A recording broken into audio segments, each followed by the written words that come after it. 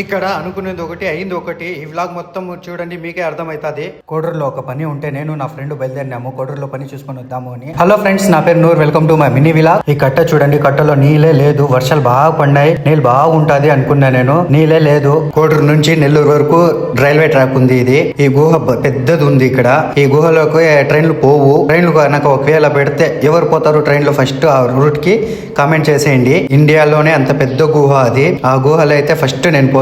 మాటల్లోనే మళ్ళా ఇక్కడికి వచ్చేసిన మంగంపేట మైన్స్ కాడికి. ఈ మైన్స్ లో లోపల పోయి మైన్స్ గురించి మీకు తెలియచేయాలంటే కామెంట్ చేసిండి ఎస్ అని. అందులోనే కోడూరులోకి ఎంట్రీ అయిపోయినాము.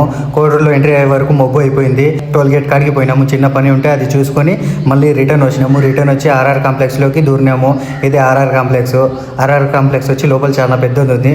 మళ్ళీ సెకండ్ ఫ్లోర్ కి పోయినాము. సెకండ్ ఫ్లోర్ కాడిపోయి ఇక్కడికి కటింగ్ చేయించుకునే వచ్చినాము. ఇక్కడ ఏమేమి చేస్తారంటే కర్లీ హెయిర్, ఫేషియల్ అవన్నీ చేస్తామన్నారు. అట్లయితే సరేలే కర్లీ హెయిర్ చేపించేద్దాము అని ఫిక్స్ అయిపోయినాము. కర్లీ హెయిర్ చేసేకి స్టార్ట్ చేసినారు. స్టార్ట్ చేసి ఇక్కడ అన్ని చేసేసారు. హెయిర్స్ మొత్తం నీ చుట్టి క్లిప్లు పెట్టేకి 2 hours పట్టింది. మళ్ళీ ఒక ½ hour వదిలేసినారు. మళ్ళీ ఒక ½ hour క్లిప్ తీసినారు.